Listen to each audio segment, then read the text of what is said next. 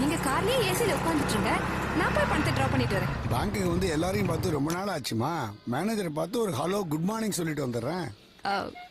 இல்ல மாமா, நான் ஏன் சொல்றேன்னா, ஹலோ சிவகுமார், எப்படி இருக்கீங்க? நல்லா இருக்கேன்.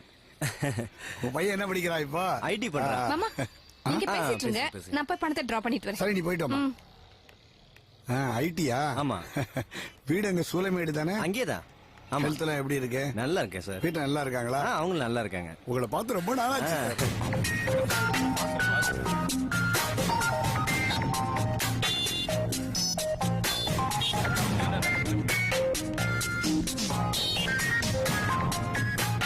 சார், இந்த அக்கவுண்ட்ல எவ்வளவு பேலன்ஸ் இருக்கு பாருங்க.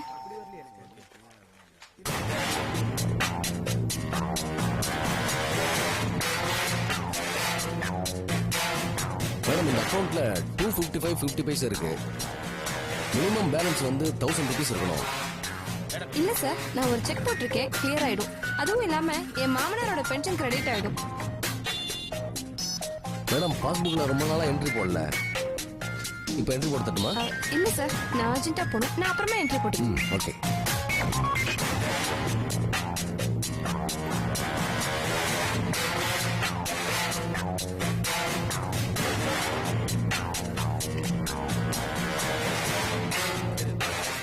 அப்படியே இருக்கீங்க சார். வாங்க உள்ள போய் பேசலாம். வாங்க. வர. Okay. Hello mister Nagarajan. Hello sir. ரொம்ப நாள் எப்படி இருக்கீங்க? Fine sir. Okay sir. Hello sir, hello Sridhar. Fine, how are you? என் மருமக இங்க வந்தாங்களா? அதை உட்காந்துருக்காங்களே, அவங்களா? அவங்கதான். ஸ்ரீதர், இது என் அக்கவுண்ட்ல என்ன பேலன்ஸ் பாக்குறேன்? மாமா நான் சொல்றேன், நீங்க வாங்க.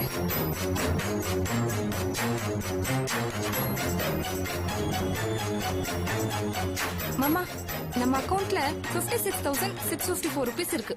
அவ்வளவு இருக்காதுமா. 56,154 ரூபாய் தான் இருக்கும். 500 ரூபாய் எக்ஸஸா சொல்றேன். நான் அக்கவுண்ட் மெயின்டைன் பண்றேனே. மாமா, அது அமௌண்ட் நம்ம அக்கவுண்ட்லயே ரொம்ப நாளா இருக்குல்ல, இன்ட்ரெஸ்ட் மாமா. ஓ, நான் பிரசன்ட் பேங்கர் இல்ல, எக்ஸ் பேங்கர். இன்ட்ரெஸ்ட் மறந்து போயிட்டேன். சரி, இதெல்லாம் எடுத்து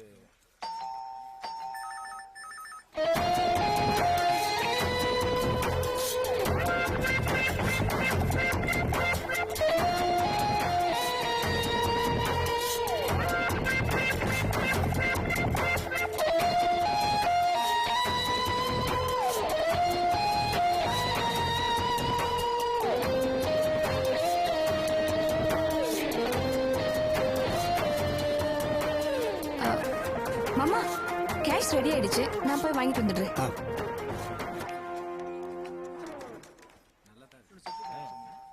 என்ன சொல்லே, இவ்வளவு லேட் பண்ணிட்டீங்க? எவ்வளவு டென்ஷன் தெரியுமா? சாரி, டிராஃபிக் கொஞ்சம் ஜாஸ்தியா இருந்துச்சு. இந்தா.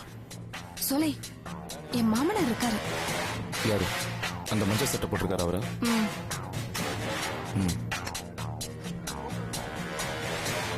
இதுக்கு ஈடான தரப்புற. சொல்லி நான் அவசரத்துல கிளம்பி வந்துட்டேன், நாளை கொண்டு வந்து தரேன். வரேன்.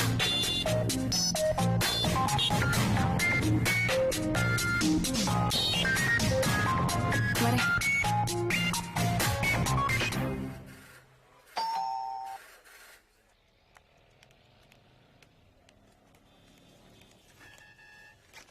மாமா, இந்தாங்க நீங்க கேட்ட 5,000 ட்ரீட்மெண்ட்டுக்கு.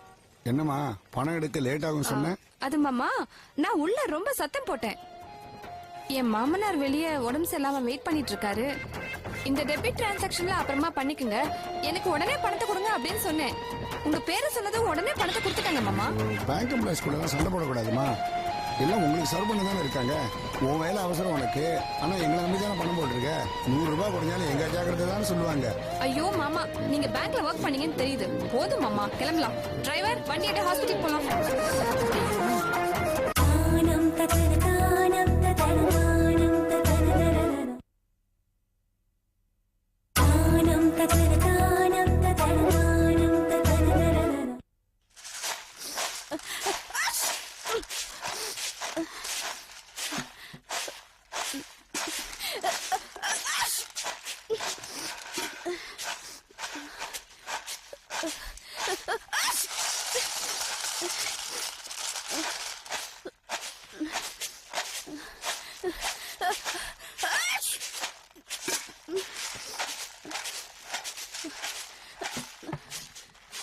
ஏன் மிஷின் ஓடல?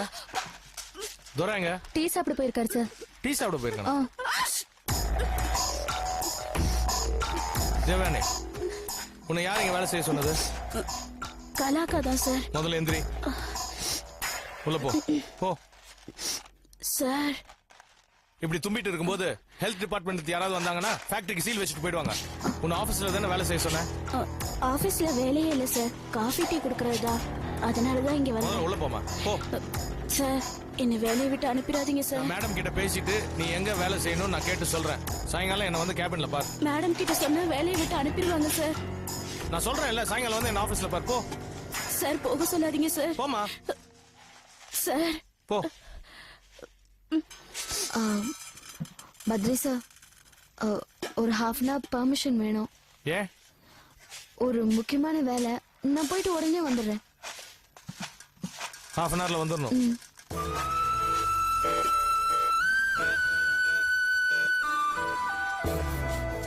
எங்கேயும் போயிடாதீங்க, எங்கே இருங்க, நான் போயிட்டு உடனே வந்துடுறேன். சரி.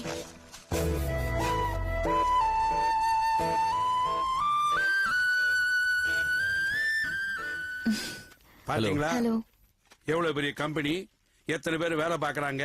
இந்த கம்பெனி ஆரம்பிச்சு 30 வருஷம் ஆச்சு. இந்த நிலைமை கொண்டு வரதுக்கு நம்ம என்ன பாடுபட்டு இருப்பாங்க. நீங்க என்னமோ டூப்ளிகேட்ல எல்லாத்தையும் வித்துக்கிட்டு இருக்கீங்க. அப்படி வித்தா இந்த கம்பெனியோட பேர் என்னாகும், இவங்க பொழப்பெல்லாம் என்ன ஆகுது? என்னாச்சு? இவர் தான் ராசு, இந்த டூப்ளிகேட் ஐட்டம் எல்லாம் விற்கிறாரு. இவர் தான். அம்மா பாக்கணும். நாங்க எங்க இருக்காங்க? அங்க இருக்காங்க. அவங்ககிட்ட கூட்டு போறேன், வாங்க வாங்க.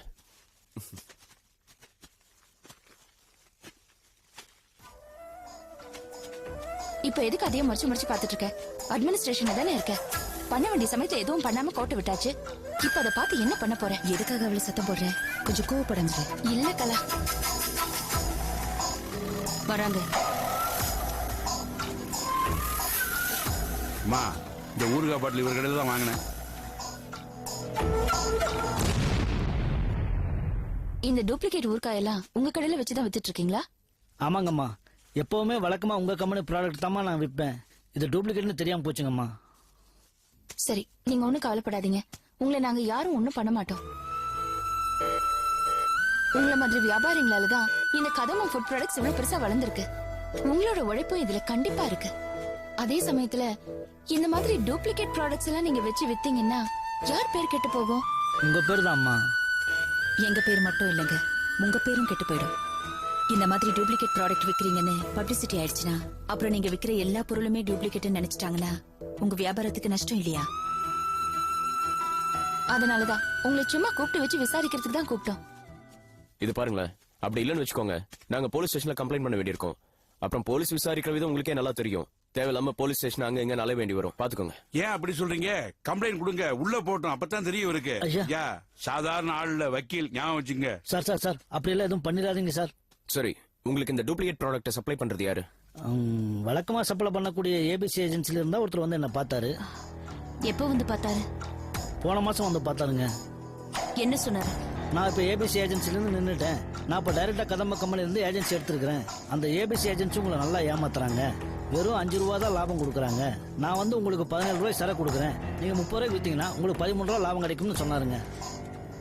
அந்த ரீட்டைல் பிரைஸ் டீடைல்ஸ் எல்லாம் கரெக்ட் ஆகுமா? அதெல்லாம் அப்புறமா பேசிக்கலாம். முதல்ல அவர் சொல்ல வந்ததை முடிக்கட்டும். மேல சொல்லுங்க. அதான் உங்களுக்கு 5 ரூபா தான் லாபம் கிடைக்குது.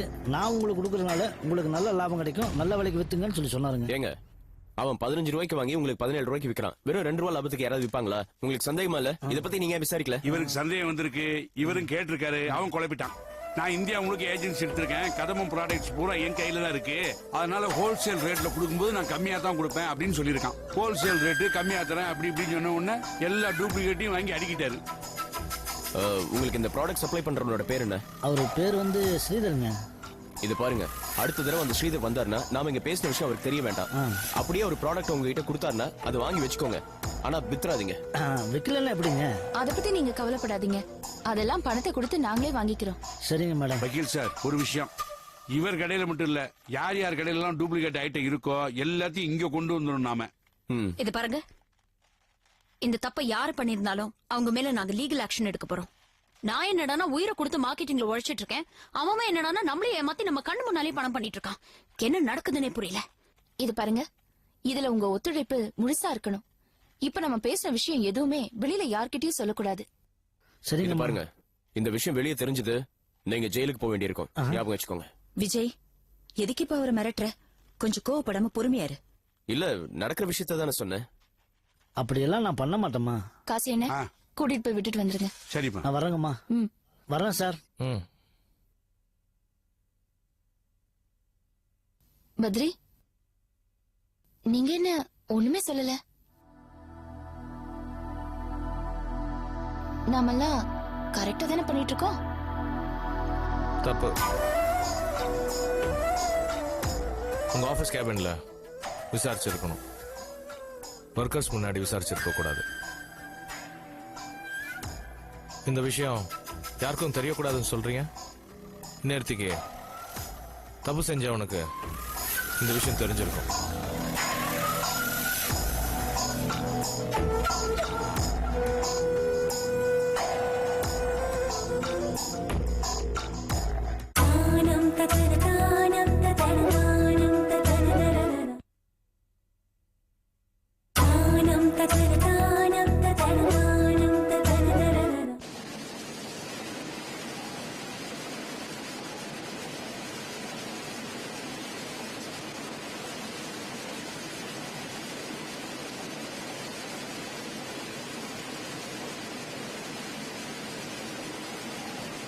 தேவான, என்ன இது மாஸ்க் எல்லாம் போட்டுட்டு இருக்க?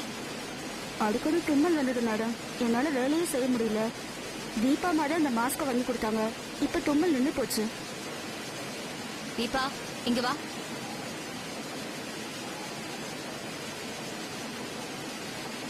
என்ன இது மாஸ்க் எல்லாம் போட்டிருக்கா? நான் தான் வாங்கி கொடுத்தேன். ஃபேக்டரியில ஒர்க் பண்றவங்க எல்லாருமே லேடிஸ் தான். இந்த மாதிரி என்விரான்மெண்ட்ல தூசி இருந்தா தும்மல் வர்றது ரொம்ப சர்வசாதாரணமான விஷயம். இதே இடத்துல தொடர்ந்து 7-8 வருஷம் வேலை செஞ்சா லங்ஸ்ல ப்ராப்ளம் வரும். ப்ளீஸ் மேடம், நீங்களே எல்லாருக்கும் மாஸ்க் வாங்கி கொடுத்துருங்க. இல்ல, நான் தெரியாம தான் கேக்குறேன். இந்த கம்பெனில நீ யாரு? என்னமோ இந்த கம்பெனிக்கு எம்டி மாதிரி பிஹேவ் பண்ற. விட்டா நாளைக்கு கம்பெனி வாசல்ல சிகப்பு கொடி ஏத்திருவ போட்டிருக்கேன். What's happening? I'm sorry madam, நான் எந்த தப்பும் செய்யல. இந்த அம்மா வருமானத்தை நம்பிதான் உங்க குடும்பமே இருக்கு. இவங்க தும்பறத பார்த்து பத்ரி சார் திடீர்னு வேலையை விட்டு நிறுத்திட்டா கரெக்டா செக் பண்ணி பாத்துட்டேன். பாவம் இவங்க என்ன பண்ணுவாங்க? இவங்களை நம்பிதான் உங்க குடும்பமே இருக்கு. அத பத்தி நீ கவலைப்பட வேண்டிய அவசியம் இல்ல. அப்புறம் நாங்கெல்லாம் எதுக்கு இருக்கோம்? அவங்களுக்கு ஒரு பிரச்சனைனா அதை நாங்க பாத்துப்போம். Why the hell are you interfering in all this? கேட்டா தேவையில்லாம பதிலுக்கு பதில் பேசிக்கிட்டே இருக்க. என்ன ஆச்சு? ஏன் சண்டை போட்டுட்டு இருக்க? அதிக பிரசங்கித்தனமா பேசுறா. அன்னைக்கு என்னடானா ஆபீஸ்க்கு வந்து இன்சூரன்ஸ் பத்தி பாய் கிழிய பேசினா, இன்னைக்கு என்னடானா ஒர்க்கர்ஸ்க்கு எல்லாம் மாஸ்க் வாங்கி கொடுங்கங்கறா. ரங்கா, நானே சொல்லணும்னு தான் நினைச்சிட்டு இருந்தேன். இங்க வேலை செய்யற ஒர்க்கர்ஸ்க்கு எல்லாம் அடிக்கடி காய்ச்சல், ஜலதோஷம் வருது. இந்த மாதிரி மாஸ்க் போட்டா அந்த பிரச்சனை எல்லாம் வராதுல்ல. உமா, இவ என்ன தப்பா சொல்லிட்டா? நல்லதுக்கு தானே சொன்னா. கலா, அதை நீ சொல்லலாம், ஆனா இவ சொல்லலாமா? அவங்களுக்கு ஒரு தகுதி தராதரம் இதெல்லாம் இல்ல. அப்புறம் நாமெல்லாம் எதுக்கு இருக்கோம்? நீ யாரு, அவ யாரு? ஏய் உமா, நல்லதை யார் வேணாலும் சொல்லலாம். கலா நினைச்சது தானே தீபா பண்ணிருக்கா. ஏன் நீ அதை கலா பண்ணதாவே நினைச்சுக்கீங்க? இது பார் ரங்கா, நீ ரொம்ப நல்லவ. யாரையும் ரொம்ப ஈஸியா நம்பிடுற. இதனால நம்மளுக்கு நிறைய பிரச்சனைகள் வரும். இது பாரு, நம்ம 3 பேரும் ஃப்ரெண்ட்ஸ். நமக்கு நடுவுல வேற யாரு வந்தாலும் என்னால பொறுத்துக்க முடியாது.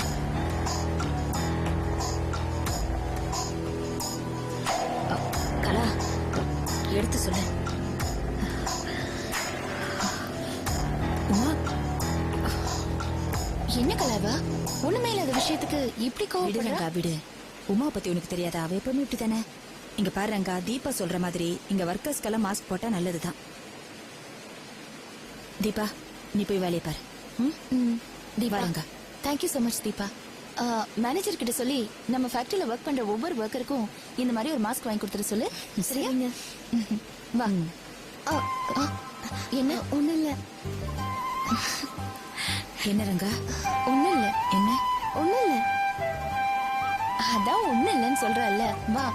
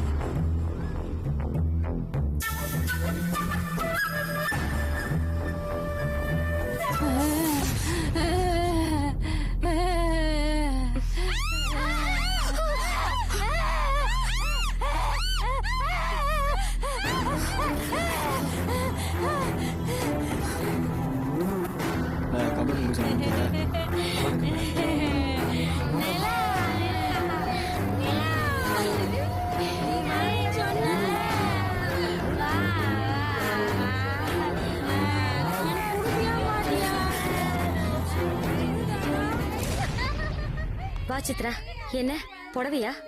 ஆமா. இப்ப எப்படி இருக்கு? ஆபரேஷன் பண்றதுக்கு முன்னாடி வயிற்று வலியில ரொம்ப துடிச்சாங்க. டாக்டர் கிட்ட கூட்டிட்டு போய் காமிச்சோம். அப்பண்டிசைட்டிஸ் சொன்னாங்க. அதனாலதான் உடனடியாக ஆபரேஷன் பண்ண வேண்டியதா போச்சு. ஆபரேஷன் பண்ணதுக்கு அப்புறமா இப்ப அம்மாவுக்கு வயிற்று வலி இல்ல. நான் பார்க்க வரும்போது பணத்தை கொண்டு வரலான்னு இருந்தேன். சாரி, லேட் ஆயிடுச்சுன்னு தப்பா நினைச்சுக்காத. இல்ல பரவாயில்ல. ஆபரேஷன் பண்ண டாக்டர் உடனடியா பணம் வேணும்னு கேட்டதுனால தான் உங்களுக்கு ஃபோன் பண்ண வேண்டியதா போச்சு. அந்த பணத்தை உடனடியா டாக்டர் கிட்ட கொடுத்துட்டேன். இப்ப அவங்கள பார்க்கலாமா? வாங்க.